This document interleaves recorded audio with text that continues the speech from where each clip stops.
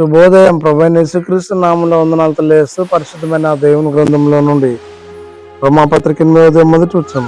కాబట్టి ఇప్పుడు క్రీస్తు యేసునందున్న వారికి ఏ శిక్షా విధియో లేదు.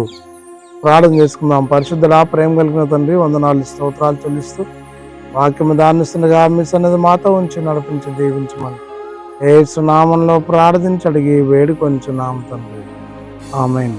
యేసుక్రీస్తునందున్న వారికి ఏ శిక్షా విధి లేదని పౌలు రోమా సంఘం తెలియజేస్తూ రాస్తూ ఉన్నాడు. మన శిక్షలన్నీ కూడా యేసుక్రీస్తు తానే భరించి ఆ శిలువను మోసి శిలువలో మన శ్రమలను మన శిక్షలను భరించి ఆయన మనకు విముక్తి విమోచన కలగజేసి ఉన్నాడు. కాబట్టి ప్రియ సహోదరుడా, ఇప్పుడు నీవు క్రీస్తునందు ఉంటే నువ్వు ధన్యుడవే.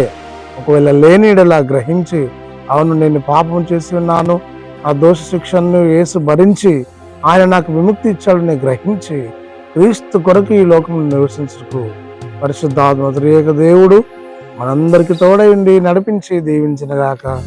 ఆమేన్. మౌనతుల స్తుతి స్తోత్రాలు చెల్లించుకుంటూ వాక్యం దానిస్తుండగా సన్నిధి మాతో నుంచి నడిపించడానికి మహిమ చెల్లించుకుంటూ ఆన్లైన్లో వీక్షిస్తున్న వారిని కూడా దీవించమని, క్రైస్తవ సహోదరి సహోదరుని సేవకులను విశ్వాసాలందరినీ ఆశ్రయించి మహిమ పొందమని యేసు నామంలో ప్రార్థించి అడిగి వేడుకొంచున్నాము తండ్రి. ఆమేన్. తండ్రి, కుమార పరిశుద్ధాత్మ త్రియేక దేవుడు సదాకాలం తోడైండి దీవించి ఆశీర్వదించును గాక. ఆమేన్.